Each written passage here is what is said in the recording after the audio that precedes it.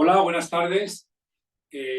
Hoy desde la sede de la Asociación Española de la Franquicia, un nuevo café y tenemos la satisfacción de contar con nosotros con nuestro nuevo socio colaborador, que es AFI, y la invitada de honor es doña María Romero, que es la socia directora de Economía de dicha empresa. Hola María, buenas tardes. Buenas tardes, Eduardo, un placer. Bienvenida a tu casa. Muchas gracias. Bueno, pues nada, vamos a empezar algo tan sencillo como que nos cuentes qué es AFI y en qué consiste vuestra sociedad. Muy bien, pues AFI es el acrónimo de Analistas Financieros Internacionales, que es una consultora pues con nicho aquí en España, especializada en economía, finanzas y tecnología. Es una consultora que tiene ya más de 35 años, justo recientemente, ¿no? Cumplíamos esos 35 el año pasado. Y bueno, ha sido testigo de la realidad, del avance de la economía española en todo este periodo, ¿no?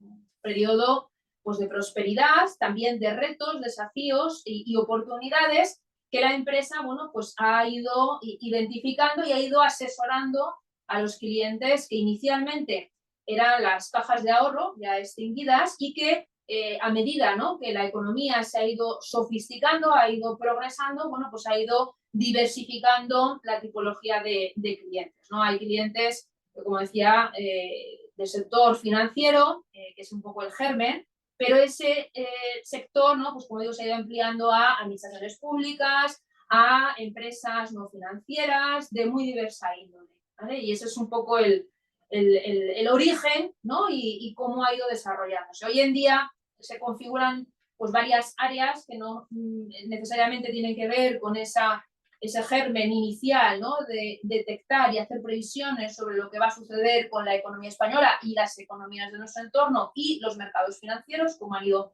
sofisticándose a lo largo de los últimos años, sino que ha ido, como digo, extendiéndose hacia otros ámbitos, ¿no? Hay áreas como la de corporate finance, de finanzas públicas también, también el área de economía aplicada, que hace estudios sectoriales muy, muy interesantes. Ahora entraremos en ese punto. Y también, bueno, pues un área de tecnología muy potente, ¿no?, que suministra soluciones tecnológicas a compañías de un alto nivel, ¿no?, de facturación.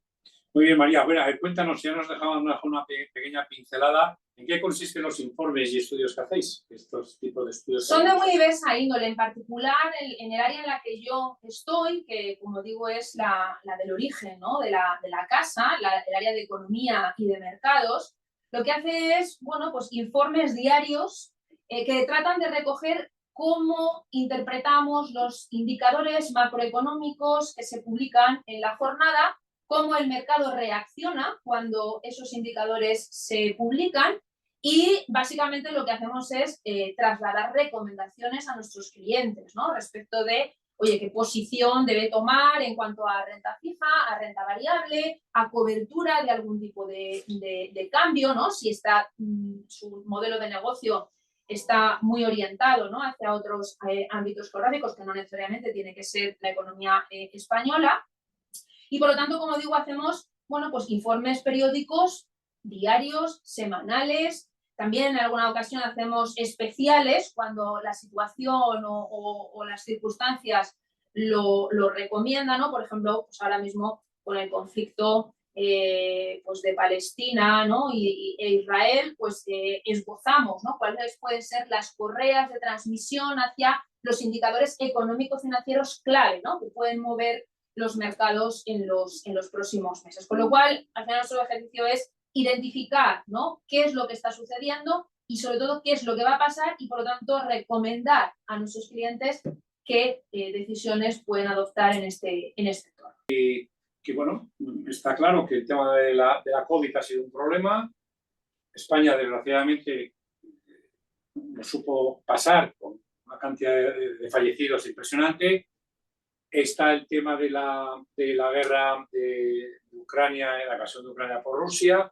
Está actualmente el conflicto de Israel con Palestina. Pero esos son problemas globales, por decirlo de alguna manera, ¿no?, europeos, es decir, es una especie de pandemia de problemas, ¿no? Pero claro, luego estos países que tú has nombrado, como Francia y Alemania, a su vez tienen unos problemas también muy importantes, sociales, como es, por ejemplo, Francia, y, bueno, y de convivencia, y bueno, ahora parece que se ha parado un poco, pero ha habido unos meses bastante conflictivos. ¿Tú crees, antes de que empecemos ya a hablar del año 2024, cómo se va a comportar la economía? Tú has dicho antes un pincelado que, bueno, muy bien, pero cuando ponga las barbas de tu vecino a esto, ten cuidado, ¿no? Sí, ¿Tú crees que nos puede afectar más por algo interno del propio país o que realmente, bueno, va a ser un poco la continuación general de la propia actividad? Sí, a ver, las perspectivas que hay son de ralentización, como yo decía. España ya está sumida en una ralentización, pero es una ralentización que, digamos, durante el 2022 avanzábamos, si me permite la expresión, ¿no?, a sexta velocidad. Sí, sí. Y durante el 2023 pues vamos a avanzar a segunda, ¿no? Pero es que el problema es que hay otros países, como mencionaba antes, ¿no?, una Alemania que prácticamente está al ralentí o está prácticamente parada, no está avanzando, y un Francia que está creciendo a un ritmo menos que a primera, ¿no?, para que nos entendamos. Entonces, la ralentización económica está ahí, pero es verdad que el freno no es tan relevante en el caso de la economía española como en otros países. Decías muy bien que hemos compartido males y hemos compartido shocks. Nuestra especialización productiva ha explicado también ese shock más negativo y también esa recuperación más tardía y ese crecimiento vigoroso más reciente, ¿no? Me estoy refiriendo, por ejemplo, al caso del sector turístico, un sector en el que estamos muy especializados, ¿no? Somos líderes prácticamente a nivel mundial, y eso, bueno, pues explica, en cierto modo, ese shock más negativo y esa cierta continuidad de crecimiento todavía hasta el 2023, ¿no?, a diferencia de otros países, ¿no? La guerra de Rusia y los problemas en los cortes de suministro de gas del año pasado a nosotros nos pillaba más lejana, dentro de que somos dependientes energéticamente del exterior, pero nos pillaba más lejana en el sentido de que nuestro tejido productivo no es tan consumidor de energía, ¿no?, de electricidad, como es, por ejemplo, una Alemania, ¿no? Tiene una estructura productiva muy sesgada hacia la industria y, por lo tanto, con un consumo muy intensivo en las fábricas de energía, ¿no? Con lo cual, si la energía se encarece mucho o se corta ese suministro, bueno, pues tu tejido productivo es mucho más vulnerable, ¿no? Pero bueno, en Alemania, en Francia, no solo es eso, ¿no? No solo es el sector industrial el que luce un poco peor ahora, ¿no? Es también el consumo. El consumo, como yo decía antes, ¿no?, ahora mismo es el puntal en España y en esos países está estancado, ¿no? En España hemos recuperado hace nada el nivel previo a la pandemia en términos de consumo. En Alemania están todavía por debajo del umbral previo a la pandemia, ¿no? Y sin visos de mejorar, ¿no?, en el corto plazo, ¿no? Con lo cual, bueno, hay luces y sombras dentro de que, bueno, pues a todos nos afecta esa ralentización económica y, por lo tanto, bueno, pues hay algunos que vamos a mantener cierta velocidad de crucero dentro de que va a ser mucho más modesta que la que tenemos en el retrovisor, pero, como digo, a todos nos va a afectar prácticamente por igual, ¿no? Y luego ya los problemas domésticos, pues bueno, cada uno tendrá que lidiar, ¿no?, con los problemas que surjan, ¿no?, en cada una de las economías. A mí se me ocurre, a ver cuál es tu opinión, María. A mí siempre se ha criticado mucho que nuestro país es un país de servicios, es decir, que no es de grandes industrias, está claro. Alemania es todo lo contrario. También es verdad que los crecimientos del 6 al 2%, bueno, 6 frente a sexta velocidad, frente a una segunda, yo creo que bueno, el 6 yo creo que es una barbaridad y el 2, bueno, pues es prudente, vamos a ser prudentes. No tiene que ver mucho con nuestros servicios, nuestra hostelería, nuestro turismo. Pero claro, todos estos países colaterales que tenemos, por ejemplo, el tema del turismo, yo, por seguir el día a día de las noticias, claro, quizás en estos momentos nos pueda salvar mucho, porque evidentemente hay muchos países que ya la gente, pues no sé, temas concretos. Hombre, a Rusia no sé si va mucha gente, o a Ucrania, pero sí que es verdad que a países árabes muchos, por ejemplo a Israel, Entonces, el hecho de no ir allí, el hecho de que tú seas un país muy absorbedor de temas de servicio, eso quizás nos salve por el momento, cosa que hasta hace poco parecía que era, bueno, estamos muy dependientes de ello, ¿no? Sí, y ahora resulta la respuesta. Sí, o sea, es verdad que la conflictividad que pueda desarrollarse, ¿no?, en Oriente Próximo, ¿no?, en en el norte de África, ¿no? Estoy pensando en Egipto, en Túnez, ¿no? O incluso en Turquía, que son claros competidores en Mediterráneo, también con destinos culturalmente muy atractivos y con unos precios pues claramente mucho más competitivos que los que pueda exhibir España. Bueno, pues es verdad que cuando sucedía la primavera árabe en el 2010, ¿no? Ahí sí que fuimos claros beneficiarios, ¿no? De un desplazamiento de flujos turísticos desde esas latitudes hacia España, ¿no? Y eso, bueno, pues nos hizo solventar aquella situación, ¿no? Por aquel entonces, pues un poquito mejor, ¿no? Hombre, yo preferiría que no hubiera ese tipo de conflictos, ¿no? Y seguro que todos, que no hubiera ese tipo de conflictos, pero desde luego que es un elemento pues, que nos puede favorecer, ¿no? De hecho, las previsiones, ¿no? Que nosotros tenemos para el cierre de este ejercicio, al inicio, ¿no? del año, pensábamos que se iba a ralentizar los flujos turísticos y por lo tanto el gasto, y que la contribución del sector turístico, pensando sobre todo en los turistas que nos visitan, los turistas de otros países, no iba a ser tan positiva como la que pensamos en estos momentos, ¿no? Ahora cuando analizamos indicadores adelantados como reservas de vuelo, reservas de hoteles, bueno, es que las cosas pintan muy favorables, ¿no? De como pintaban a inicio de año, ¿no? Y este tipo de elementos, bueno, pues pueden justificar de alguna manera que al final el sector turístico sea capaz de batir los máximos históricos que cosechó antes de la pandemia, ¿no? En el 2019. Lo decías tú, nada es bueno que por un problema alguien saque beneficio, digo, entre comillas, pero en nuestro sector hay varios sectores en concreto, varias actividades dentro de estos sectores que tuvieron un crecimiento de casi 2 dígitos, ¿no? 15-18% en cadenas de alimentación, por ejemplo, ¿no? En el tema de la COVID, ¿no? Sí. Hombre, malo es porque, bueno, no se puede comparar y es una desgracia absoluta. Pero lo que te quiero decir es que, claro, aquí cada uno, pues bueno... Claro, sí, al final, en función del contexto, ¿no? Y de lo que va sucediendo, las empresas buscan el mejor de los acomodos posibles, ¿no? Y en todos los problemas, todos los desafíos, siempre hay resquicios de oportunidad, ¿no? Entonces hay que ver el contexto, que el actual es muy complejo y muy incierto, que no es muy favorecedor cuando uno tiene que tomar decisiones de inversión, pero bueno, siempre hay ventanas de oportunidad que hay que aprovechar, ¿no? Y ahí quizá es en lo que nosotros se justifica más nuestra aportación de valor, ¿no? A las compañías que se acercan, ¿no? Buscando nuestros servicios. Bueno, María, vamos a hablar del año 2024 que lo tenemos a la puerta de la esquina. Cuéntame, ¿qué previsiones tienes tú o tenéis vosotros? Pues nosotros tenemos una previsión de continuidad de esa ralentización, ¿no? Yo decía antes que España, bueno, pues va a crecer muy probablemente este año por encima del 2%, nosotros en particular tenemos un 2,4% de crecimiento anual, y para el año que viene damos un crecimiento del 1,6%. Es un crecimiento, el 2,4 es un crecimiento por encima del potencial, ¿no? Cuando nosotros decimos un 2,4 y crecerá el 2 a segunda velocidad, ¿no? A segunda marcha, puede resultar pequeño, ¿no? Pero es un crecimiento por encima, digamos, de nuestras posibilidades, ¿vale? Y de lo que hemos hecho históricamente. Crecer al 1,6 es crecer a lo que es nuestro potencial, ¿vale?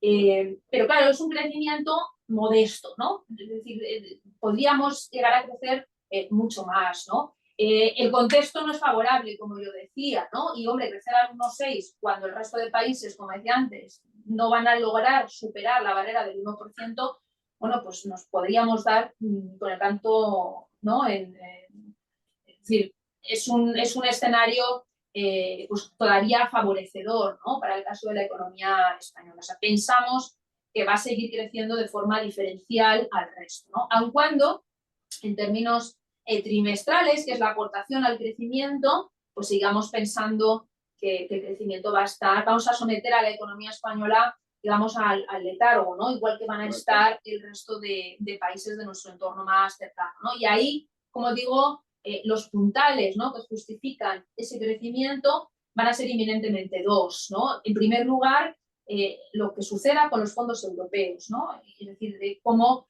se trasladen, hagan calar, ¿no? Las administraciones públicas y sobre todo también las empresas, esas demandas de todos esos fondos en términos de subvenciones y en términos de préstamos que permitan financiar proyectos de una envergadura relevante como para pensar con las luces largas, ¿no? Como para pensar en el crecimiento en el medio y en el largo plazo, ¿no?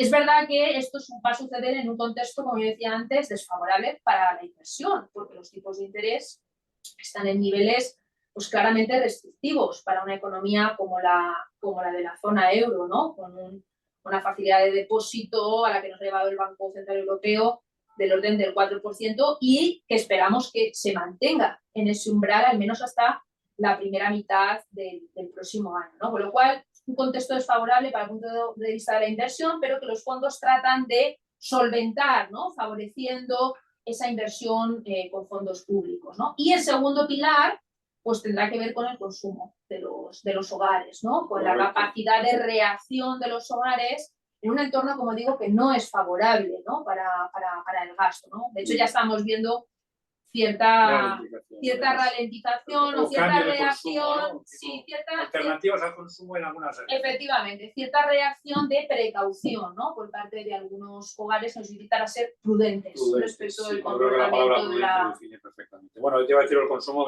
llevamos casi hablando 5 minutos de consumo, con lo cual estamos ya perfectamente informados. A ver, a mí me gustaría hablar un poco de qué es AFI Escuela y cuáles son los objetivos, ¿no? Sé que tiene una escuela de AFI, sí. Y bueno, que nos cuentes un poco por encima en qué consiste. Pues mira, AFI Escuela este año 24 va a cumplir 30 años, ¿no? Prácticamente nació al mismo ritmo, ¿no? que la consultora, ¿no? Y se explica en cierto modo porque los fundadores de AFI son 3 catedráticos, ¿no? Fueron 3 catedráticos de la Universidad Autónoma, ¿no? Y tenían, digamos, en el gen esa capacidad divulgativa, docente, ¿no? De trasladar y, como decía nuestro presidente, Emilio Ontiveros, que falleció el año pasado, sí, hay que regenerar la especie, ¿no? La especie desde el punto de vista de los analistas financieros, ¿no? Y entonces, con esa vocación nació la escuela. Y la escuela, como digo, bueno, pues tiene ya una trayectoria bastante extensa, ¿no? Tenemos programas de posgrado para alumnos, ya no solo de España, cada vez nos visitan y acuden más alumnos internacionales, ¿no? De otros países, sobre todo de Latinoamérica, donde en México incluso tenemos también una sede, en el caso de la escuela, y como digo, está muy vinculado a ese germen que yo decía antes, ¿no? Economía, finanzas y tecnología, ¿no? Cada vez somos más sensibles, bueno, pues a todo lo que tiene que ver con la inteligencia artificial, la ciencia de los datos, ¿no? Y cómo nutrir las nuevas generaciones de colectivos que son escasos, ¿no? Profesionales que son escasos en estos momentos en el mercado y que son muy cotizados, ¿no? Como tiene que ver con los data scientists en el ámbito de las finanzas y en el ámbito global, ¿no? De cualquier ámbito económico, cualquier sector económico. Es curioso, además, que como tú bien dices, que con un nivel de paro de un 13% haya muchos puestos sin cumplir, ¿no? Sin cubrir, ¿no? Sí, y en cambio, estamos estando como una evolución a los futuros proyectos, a posiciones de las empresas que tienen que adaptarse un poco a lo que tú estás haciendo. Oye, ¿cómo nos preguntaron el otro día cuando estaba ya antes de casi entrar, pero bueno, que ya sois socios colaboradores, es un orgullo teneros, ¿cómo encaja la franquicia en vuestro negocio? Que nos cuentes una pincelada rápida de cómo crees tú que vuestro servicio nos puede encajar a los franquiciadores, incluso franquiciados, porque al final el franquiciado no deja de ser un pequeño comerciante, un pequeño empresario, grande o pequeño, incluso a veces tienen 4 o 5 unidades, que no es tan pequeño. ¿Cómo ves tú el encaje de vuestros productos y servicios en nuestro mundo? Pues en particular en el ámbito en el que yo desarrollo, pues el tipo de servicios, ¿no? que ofrece mi área, ¿no? El área de economía, junto con la de mercados. Bueno, pues como decía antes, ¿no? Nosotros nos dedicamos a hacer previsiones de principales variables económicas, ¿no? Por ejemplo, bueno, pues ¿qué va a pasar con el consumo, como yo decía antes, ¿no? ¿Qué va a pasar con la inflación? Que es una variable, bueno, ha sido la protagonista en los 2 últimos años, ¿no? Y en base a esa, ¿qué pasa con los tipos de interés, ¿no? Te voy a preguntar por ello. Entonces, bueno, al final son variables macroeconómicas que parece que se antojan lejanas, pero que afectan a nuestro día a día, ¿no? Y también a los franquiciados, ¿no? Entonces, conocer cuáles son los umbrales, ¿no? En los que se van a mover estas variables clave, ¿no? Que van a terminar por afectar, pues nos parece que es relevante para la toma de decisiones, ¿no? Decisiones estratégicas que pueden tener que ver con, oye, ¿Qué hago con los precios? ¿Reviso? ¿No reviso? ¿Qué hago con el consumo? ¿Va a ser capaz de solventar o absorber, ¿no?, ese incremento de precios que pueda traer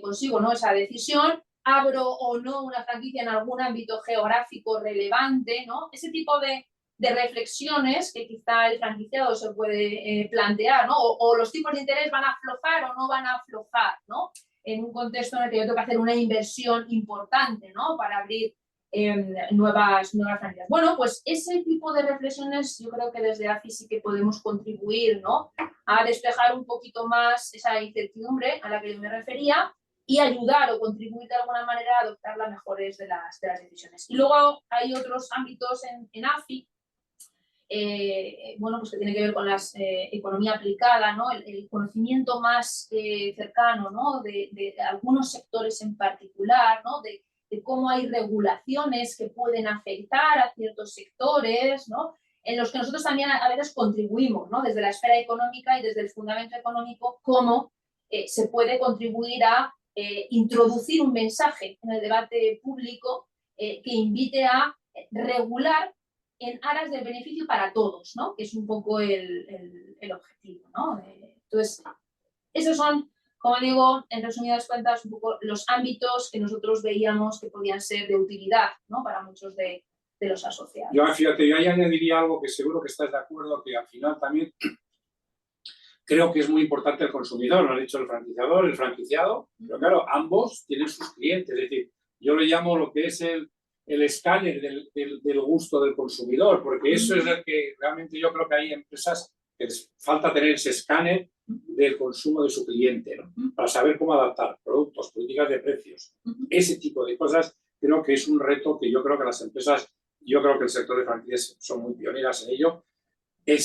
Yo creo que es uno de los grandes retos, siempre lo ha sido, pero hoy profesionalizar cada día más el consumo, el saber el consumo que nuestros clientes deben tener, ¿no? Y es una información que a veces no todas las empresas lo tienen. Claro, sí, sí. Además, fíjate, un estudio reciente que hemos hecho desde AFI, lo que trata es de indagar si hay cambios en las preferencias, en el comportamiento de los consumidores post-COVID, ¿no? Entonces, comparando el comportamiento respecto del gasto de algunas partidas de bienes y servicios, se puede inferir si hay cambios estructurales en el comportamiento, si no los hay, ¿no? Es decir, si hay partidas, hay bienes, gasto en ciertos bienes y servicios que se han vuelto básicos para el consumo de los hogares, o si hay otros que son más prescindibles, ¿no? Y en un contexto con inflación todavía ciertamente galopante, ¿no?, si me permite la expresión, Sí, no, bueno, pues cuando uno se tiene que apretar el cinturón, pues se lo apretará en aquellas cosas que crea que son imprescindibles, que son prescindibles, mejor dicho, ¿no? Y no se lo apretará en aquellas otras que pensemos que son, o que corroboremos que son imprescindibles. Y hay ciertos cambios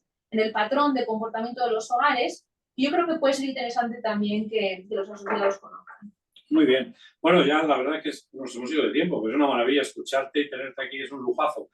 Vamos a acabar ya con la última pregunta, que yo creo que es un poco pues, de apoyo a nosotros, bueno, apoyo con mejor conocimiento, que es un poco, ¿qué sinergias crees que puede haber entre AFI y la EF, pero la EF y AFI? Es un poco la unión que hay, ¿no? Es decir, Sí. ¿Cuáles son las creas tú desde tu punto de vista profesional? Yo la resumiría en eso, ¿no? Es decir, cómo interpretar, cómo podemos ayudar desde AFI a interpretar lo que está sucediendo en nuestro entorno y cómo las empresas asociadas pueden, con esa información y con esa interpretación, ¿no?, y con esa prospección, sobre todo, que es lo más relevante, adoptar la mejor de las soluciones. Yo creo que ahí es quizá el punto, el valor, ¿no?, que nosotros desde AFI podemos aportar, y viceversa, pues conocer, ¿no?, las inquietudes de los asociados, pues para intentar esbozar, ¿no?, qué vías de colaboración alternativas hasta que yo dibujo inicialmente, pues se pueden abrir, ¿no?